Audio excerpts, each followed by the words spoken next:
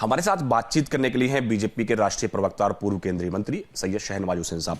Sir, Rahul Gandhi लगातार विदेश दौरे पर है और वहां से भारत के लोकतंत्र को लेकर सवाल उठा रहे हैं। कह रहे हैं कि भारत में लोकतंत्र के ऊपर लगातार हमला हो रहा है। देखिए, राहुल गांधी को सावधान करता हूं, वो भूल गए हैं कि वो विपक्ष के नेता हैं, लीडर अपोजिशन हैं, तनख्वाह मिलती है, कैबिनेट मिनिस्टर का दर्जा है, भारत के खजाने से उनके ऊपर भारत सरकार खर्च करती है। क्या इसलिए लीडर अपोजिशन बने कि वो विपक्ष में जाकर भारत को बदनाम करेंगे? ये किस तरह की हरकत कर रहे हैं? पहले आप कांग्रेस के नेता थे, आपके बारे में राय अलग थी, अब आप विपक्ष के नेता हैं।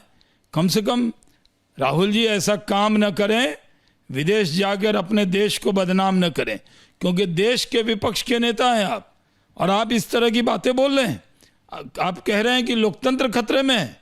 आज दुनिया की सबसे बड़ी डेमोक्रेसी भारत है, जहां सबका साथ, सबका विकास, सबका विश्वास है। यहाँ लोकतंत्र की जड़ें मजबूत है।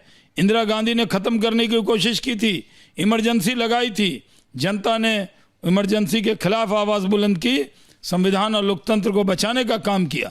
ये लोग जो डेमोक्रेसी को ख़त्म करने वाले लोग हैं, ये अपना इतिहास भूलकर विदेश में जाकर इस तरह की भाषा बोलते हैं, कहीं से स्वीकार नहीं है।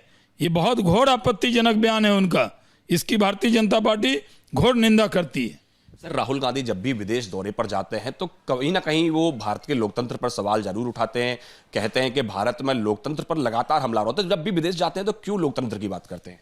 भाई, वो विदेश जाते हैं अटेंशन लेने के लिए, किस तरह का बयान दे रहे, क्या एजेंडा है, कौन बोलवा रहा है उनसे?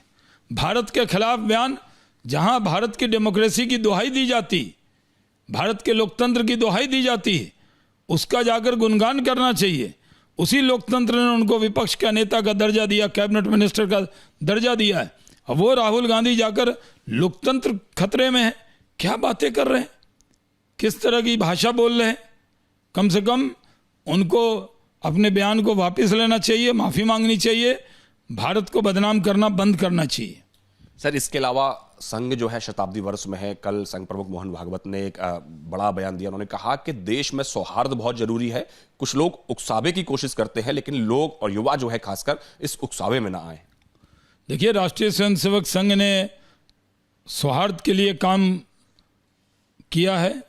वो सौहार्द के लिए काम करते हैं। जो इस जननी मातृभूमि से प्यार करेगा, जो इस देश को सबसे ऊपर रखेगा, सबकी चिंता करेगा, जो इस मिट्टी से प्यार करेगा, उससे राष्ट्रीय स्वयंसेवक संघ उसको अपने साथ जोड़ता है। और सांस्कृतिक संगठन है, बहुत सेवा के प्रकल्प चलाता है, इतना अच्छा काम कर रहा है। तो उन्होंने जो अच्छी बातें कही है उसको सबको स्वीकार है वो बात। सर, इसके अलावा तेजस्वी यादव जो हैं वो कह रहे हैं कि अब बिहार से 20 साल का अंधेरा जो है वो खत्म होगा और अब युवा नई सरकार लेके आएंगे। अरे, राजद तो अंधेरे का प्रतीक है। लालटेन का जो निशान है वो अंधेरे का ही निशान है। अब तो 125 यूनिट बिजली फ्री मिल रही है। लालटेन तो लुप्त होने वाला है। महागठबंधन की महाहार होने वाली है। नीतीश कुमार और नरेंद्र मोदी की सरकार ने जिस तरह बिहार में काम किया है, आज बिहार बम बम कर रहा है। पूरा एनडीए की जय जय है। डेवलपमेंट के नाम पे चुनाव होने जा रहा है। इस बार विकास एजेंडा है।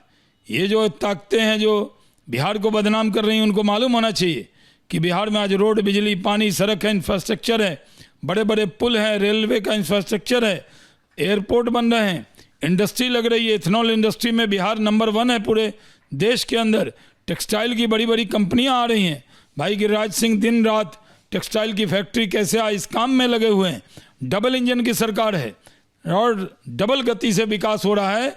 इस विकास को कोई बिहार के लोग रुकने नहीं देंगे। फिर से हम लोगों को आशीर्वाद देंगे। एनडीए की सरकार बनेगी, 2/3 बहुमत से बनेगी, इसमें कोई शक की गुंजाइश नहीं है। धन्यवाद हमसे बात करने के लिए। कैमरा पर्सन निखिल के साथ पवन गौड़, एबीपी न्यूज, दिल्ली।